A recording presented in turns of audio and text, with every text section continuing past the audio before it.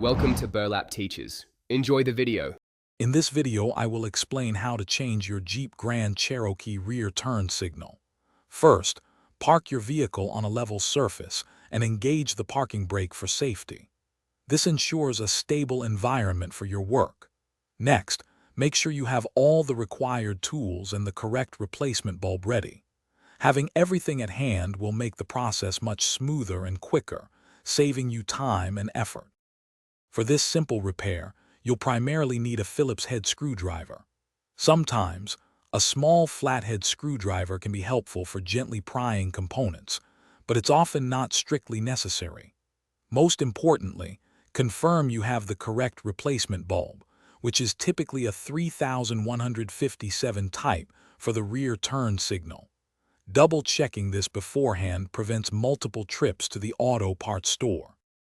Hey everyone, if you're finding this video helpful, please take a moment to subscribe and hit that like button.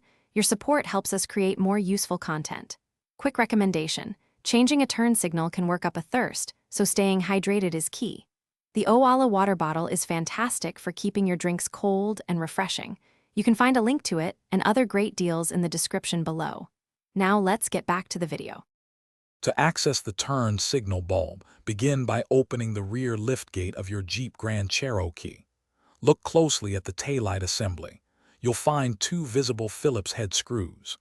Using your Phillips head screwdriver, carefully remove these two screws. Once they are out, the entire taillight housing will be loose, allowing you to gently pull it away from the vehicle body.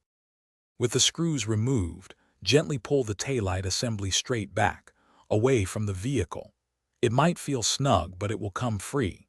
Locate the turn signal bulb socket, then twist it counterclockwise to unlock and remove it from the housing. Carefully pull the old bulb straight out of the socket. Insert your new 3157 bulb firmly into the socket, ensuring it's seated correctly before reassembly. Thanks for watching. Consider subscribing if this video helped you.